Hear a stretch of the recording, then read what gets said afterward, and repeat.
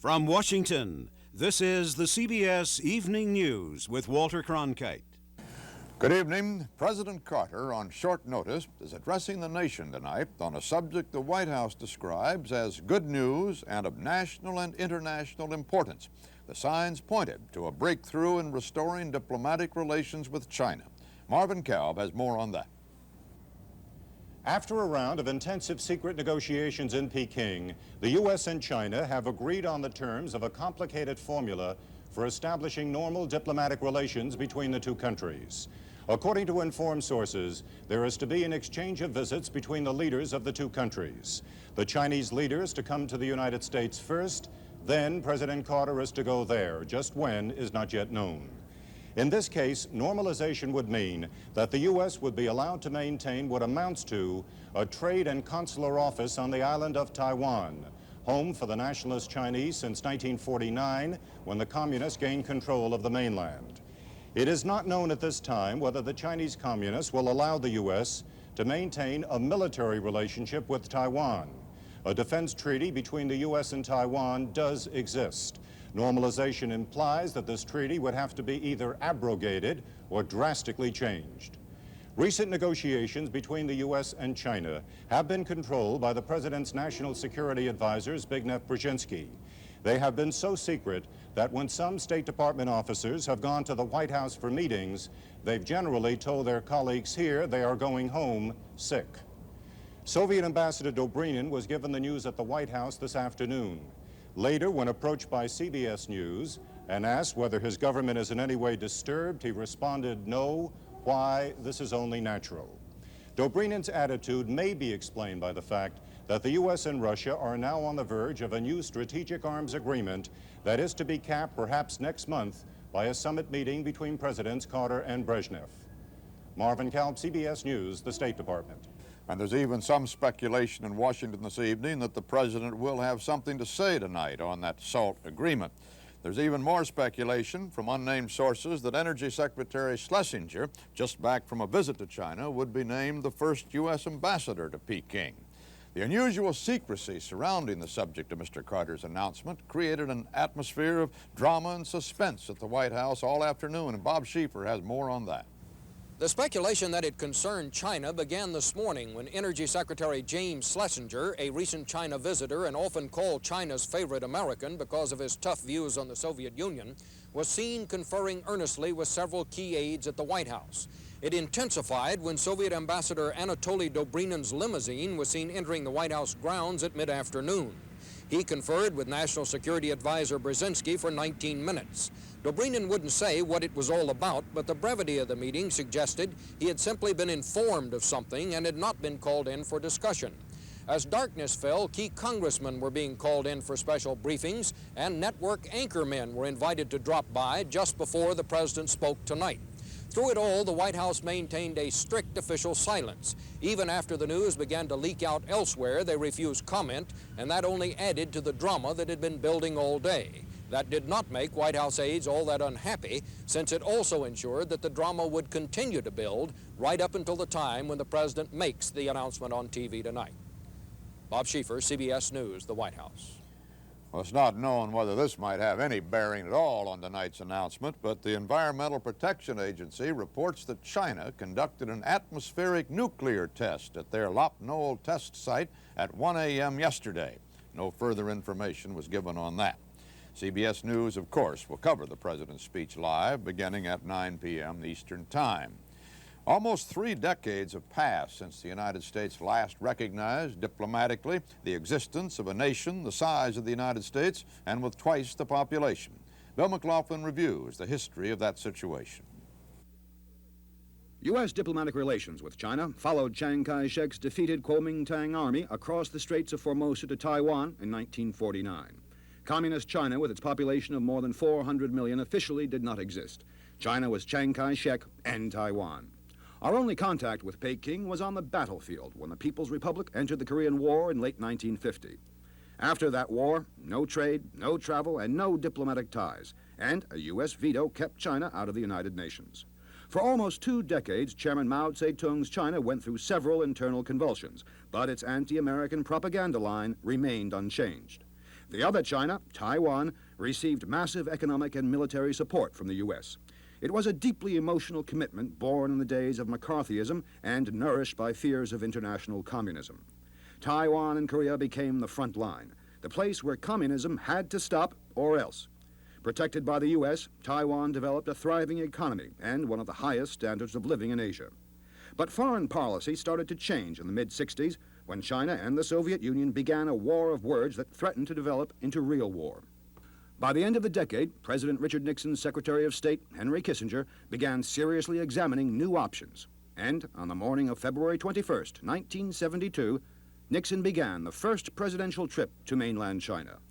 Americans were amazed. Chiang Kai-shek, until his death, felt betrayed, and U.S. foreign policy became a balancing act between China and the Soviet Union. The Nixon trip led to relations just short of being officially diplomatic. High-ranking missions were established. Trade, a trickle at first, began to flourish, and Americans began adding China to their list of possible foreign vacations. More signs of changing times appeared this fall on the walls of Peking. Posters appeared praising the U.S., its people, and its government. It looked like a clear invitation for even closer relations between two nations that had once been such bitter foes. Bill McLaughlin, CBS News, New York. Good evening. Less than half a day after the United States and China agreed to establish diplomatic relations, Peking was awash with excitement, Taiwan was awash with anger, and in this country, reactions span the extremes. Our report tonight begins in Peking, as the Chinese were getting the news. From our listening post in Hong Kong, here's Peter Collins. At exactly the same time as President Carter was making the announcement in the United States, Chinese Communist Party Chairman Hua Kuo-feng was presiding over a hastily arranged news conference broadcast live on television from Peking's Great Hall of the People. The Chinese leader read the same joint communique as President Carter. Then the party chairman did something never before seen in China from a leader of his rank. He took questions from both local and foreign newsmen.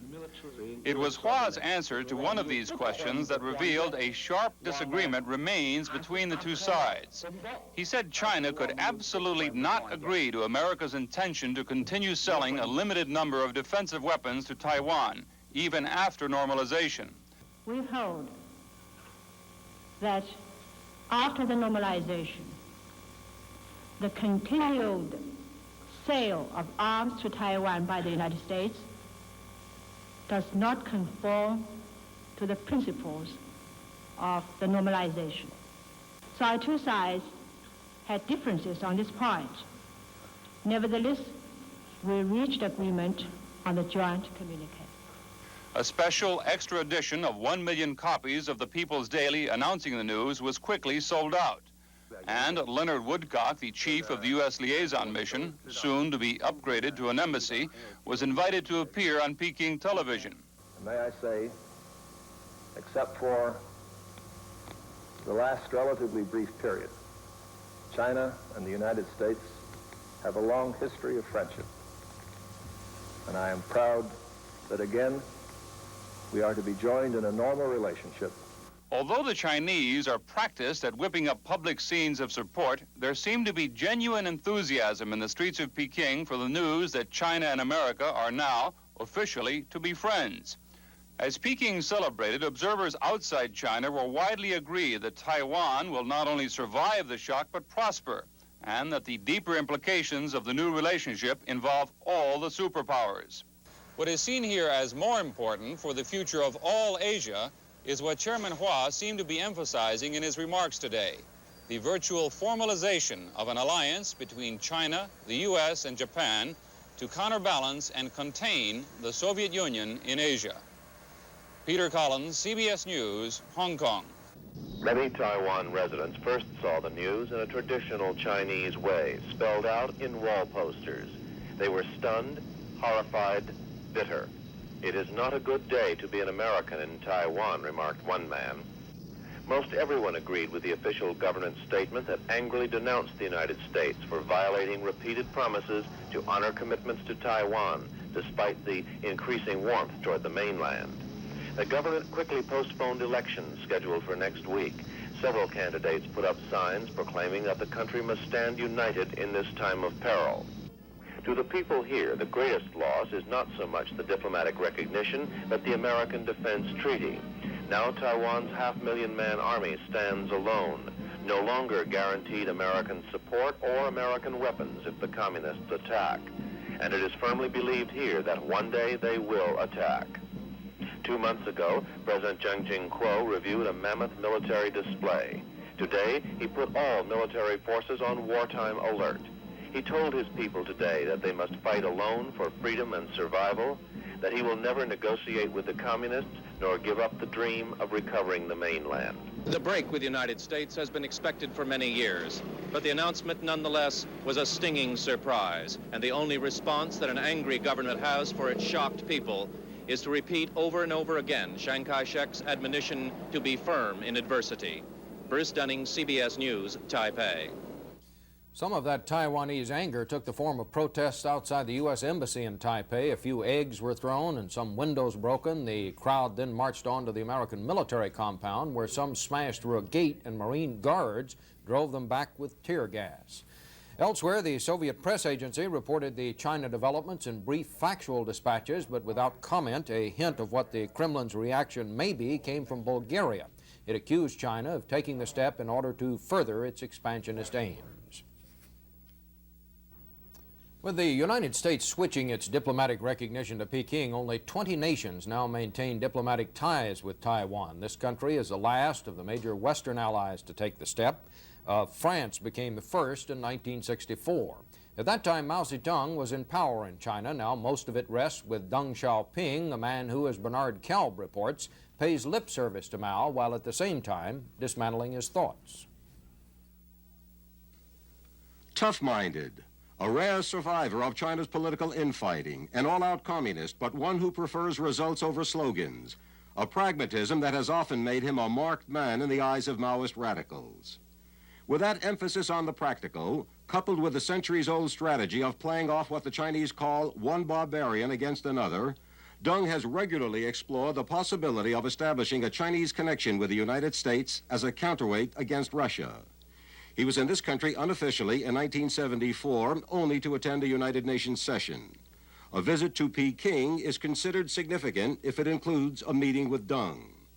At 74, he's a man in a hurry. His goal is a modernized China, and this has seen China suddenly open the door in search of friends, technology, and industrialization. Only a few months ago, he began to sell China abroad, a visit to Japan, travels in Southeast Asia, even giving news conferences. He has sent a stream of delegations to the United States and the West to find ways to accelerate the updating of China.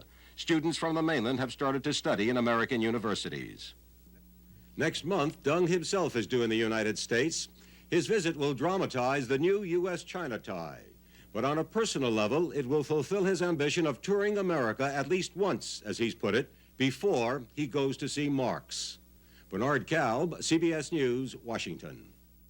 A lot more American businessmen may be going to see China in the next few years. Nelson Benton was there last month with Energy Secretary James Schlesinger. He looks at the economic impact of the diplomatic agreement. Shanghai Harbor, one of the world's largest, is China's major shipping point for an expected $1.6 billion in trade this year with the United States. About 75% of that trade, American products going in, much smaller amounts of Chinese goods coming out. Some U.S. officials think trade may nearly triple next year with normal diplomatic relations between the two countries. The Chinese need modern machine tools, oil and coal drilling equipment to augment their own dated technology. Officials at this petroleum equipment plant in Shanghai, for example, told touring Energy Secretary Schlesinger last month that their own equipment is far behind Western standards. China already exports some of its estimated 1 million barrel per day production from the Daqing oil field near the Soviet border. A number of U.S. companies have begun initial negotiations aimed at helping the People's Republic exploit its oil and gas resources, especially those offshore. U.S. officials predict China will become a significant importer of American wheat to augment its own substantial agricultural production, some of which still utilizes primitive hand labor, even at this model agricultural commune at Huangdu near China's east coast. American officials say increased Chinese exports to the United States will most likely be textiles, wearing apparel, furniture, and jewelry. And part of the Chinese exports, of course, will be tourism, for which the People's Republic has already made deals for a fleet of Boeing 747s and for American business involvement in building a number of intercontinental-class hotels in major Chinese cities. U.S. officials say that burgeoning trade anticipated as the result of new ties between Washington and Peking won't cure the U.S. balance of trade problems. But one foreign trade expert called the prospects mind-boggling nevertheless. Nelson Benton, CBS News, Washington. In this country, reaction to the China decision ranged from outrage to cheers as Arizona Senator Barry Goldwater threatened to go to court in an effort to stop it, while some China scholars were hailing it as long overdue. Susan Spencer has a sampling from Capitol Hill.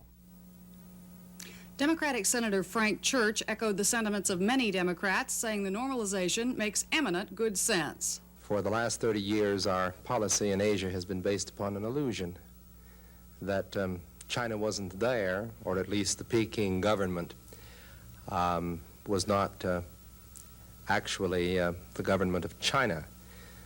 We really knew better. All the world knew differently. And so this decision brings American policy finally into line with Asian realities. But Republicans lined up to denounce the move, many calling it the betrayal of a trusted ally. I think it was pretty clear in the president's speech that Red China made no promises. But what about secret? I wouldn't trust the Red Chinese as far as I trust the Russians. They're dishonest communists. And if we have a president who isn't smart enough to understand that, then God help America. And Republican National Committee Chairman Bill Brock said the Carter administration's idea of normalization certainly was not what President Nixon had in mind when he started it all. President Nixon had the same opportunity to negotiate this agreement. He did not. President Ford had the same opportunity to do this, to trade off Taiwan for Red China. He didn't do that. President Carter's gotten absolutely nothing new. Surprisingly, former President Nixon has had no public comment today. Former President Ford, on the other hand, almost immediately said he approved, a statement which prompted one Republican senator to say, "I wish we could have gotten to Jerry sooner." Susan Spencer, CBS News, Washington. President Carter is at Camp David, but many of the administration's senior officials were at their desks today making the case for the president's decision. Here's a roundup of what they were saying, first from Marvin Kalb at the State Department. The Chinese communists had always insisted on three conditions for normalization. First, that the U.S. break diplomatic relations with Taiwan. Second, withdraw all American forces from the island. And finally, abrogate the 1954 Defense Treaty. The administration met all three conditions, basically because it was ready to take the calculated risk that China would not attack Taiwan at this time, lacking the military strength to do so. In a briefing blitz all over Washington, officials have been stressing that the U.S. did not sell out Taiwan, and by implication they are saying that by playing the so-called China card now, they gain strategic leverage over the Soviet Union. The U.S. believes it can now quickly conclude a new arms agreement with Russia and welcome Soviet President Brezhnev to Washington even before Chinese leader Deng Xiaoping visits here late next month, as currently planned. Unknown at this point is whether President Carter hurt his chances for Senate passage of a sole treaty with Russia by normalizing relations with China. One high official admitted the risk, but added it was one the president was prepared to take. Marvin Kalb, CBS News, the State Department. Senior Department of Defense officials denied charges that Taiwan had been sold out. And in fact, they went out of their way today to assure Congress and the country that the island nation is not necessarily doomed. For one thing, they said, the United States intends to continue the sale of certain weapons to Taiwan even after the Mutual Defense Treaty expires in a year. Officials would not say whether there would be a decrease in the $150 million a year that Taiwan receives in military aid, but they indicated that Taiwan may be permitted to continue to co-produce the short-range F-5 fighter on the island. Although China did not pledge never to invade Taiwan, U.S. officials do not believe that such military action is likely. Taiwan has a more powerful air force than China, they said, and the Chinese do not have the kind of amphibious craft needed to land on the island. Moreover, China needs most of its forces to guard against invasion by Russian troops that are massed on its borders. U.S. officials believe finally that China would not risk disrupting normalized relations with the United States by invading Taiwan. But as one senior defense official put it, like anything else in life, there are no guarantees. Ike Pappas, CBS News, the Pentagon. High Carter administration officials are confident that the formerly pro-Mao and anti-Western faction, led by Chairman Hua Kuo-feng, now knows it is in the best interest of China to normalize relations with the United States, even at the expense of giving up its determination to retake Taiwan. The fact that Hua himself read the communique instead of leaving this duty to the more pragmatic and pro-Western Vice Premier Deng Xiaoping is cited by senior presidential advisors as a signal to the United States that the Chinese communists of both factions are united on the normalization decision. Deng, who did most of the final negotiating, also went along with U.S. insistence on continuing to sell defensive arms to Taiwan, considered by the U.S. side a major Chinese concession. President Carter, in the unilateral statement issued here last night, declared that the United States expects that the Taiwan issue will be settled peacefully, a statement the Chinese leadership let stand because, say sources here, that is what the Chinese now want, not war with Taiwan, but trade and relations with the West. Robert Pierpoint, CBS News at the White House. Those in this country who no doubt have the biggest stake in normalization of relations with China are the more than 400,000 Americans of Chinese descent. Bernard Goldberg sampled some of their reaction. In San Francisco, where about 70,000 people of Chinese descent live, the writing on the wall in the city's Chinatown this morning pointed clearly to antagonism over President Carter's announcement. Some Chinese Americans here feel the president has abandoned Taiwan and to some extent abandoned his own human rights policy. Now that Carter is saying that he only recognized one China, which implies that there will only be one China, and then forcing the people in Taiwan, the smaller China, back into the bigger China. And then these people don't want to live under communist rule, and then that's like taking the freedom away from these people. I think that's what's contradicting the human rights issue. But to others in this community, normalization means families that have been separated for decades may now be reunited.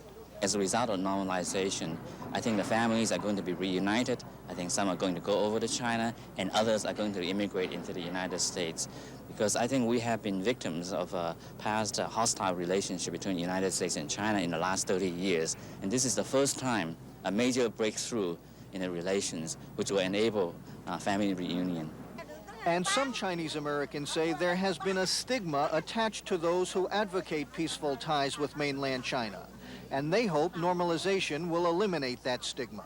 That's the rhetoric that's usually used by the other side. You're a communist sympathizer because you talk about China, you're promoting trade with China, you're talking about exchanges with China.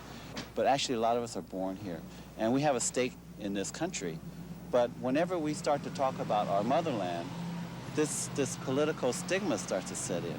Supporters of normalization expect the opposition in this community to fade, especially opposition by some conservative business people who, as a result of normalization, may eventually begin to do business directly with mainland China. Bernard Goldberg, CBS News, San Francisco.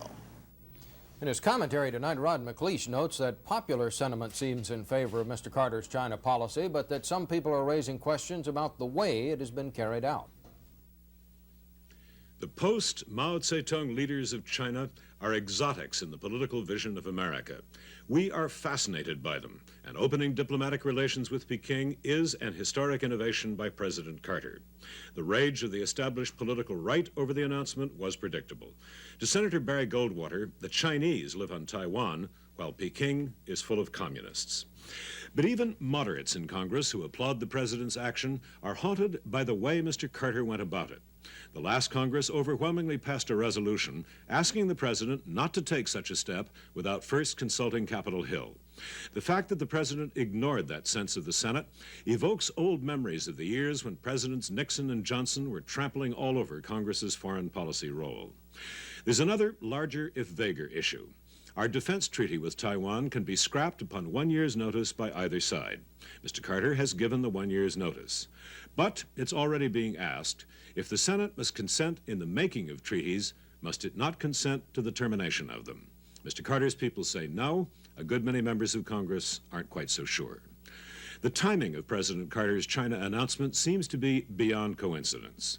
The President's Camp David summit, which was a triumph in September, lies in at least temporary ruins in December. All presidents need new triumphs, sometimes to obliterate the collapse of old ones that went wrong. So, with his China initiative, Mr. Carter seems to have done what the public and Congress think is right.